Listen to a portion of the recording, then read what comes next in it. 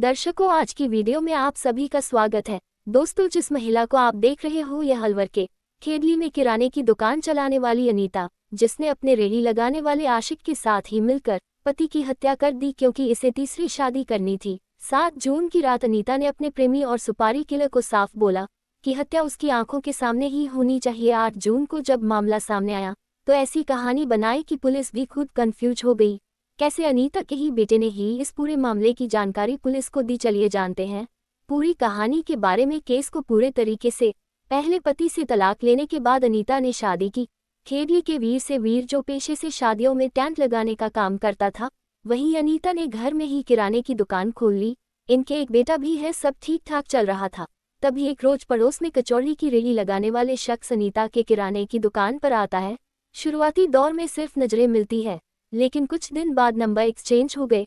हैरानी की बात यह कि अनीता की दूसरी शादी थी वीर से, उसके बावजूद भी वह किसी के साथ चक्कर चला रही थी। समय के साथ दोनों का प्यार बढ़ता गया और चुप चुप कर मिलना शुरू हो गया। वीर जब सुबह घर से काम के लिए निकलता तो अक्सर अनीता काशी को बुलाती और दोनों जमकर रंगोलियां मनाते। वर्ष 2024 में वीर एक रोज घर से काम के लिए निकला। वह भी घर से निकला ही था, तभी अनीता ने अपने प्रेमी काशी को बुला लिया।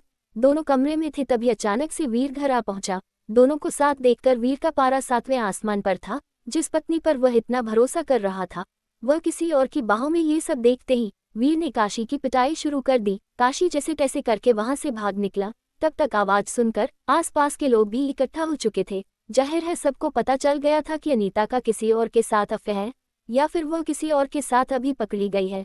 घर पर थोड़ा झगड़ा हुआ, लेकिन समय के साथ बात दब गई। लेकिन कुछ महीने बाद अनीता फिर से काशी के संपर्क में आए और दोनों दिन रात बातें करने लगे, यहाँ तक कि फिर से मिलना जुलना शुरू हो गया। फिर आया वर्ष 2025। अनीता और काशी अब नहीं चाहते थे कि वह छुप छुप कर मिले, इसलिए उन्हें एक आइडिया आया कि आखिर क्यों ना वीर को ही रास्ते से हटा दे। 7 जून की रात अनीता ने बेटे को ये कहकर धमका कर सुला दिया कि सुबह जल्दी उठना है। बेटा सो गया। रात के 10 बजे हुए थे।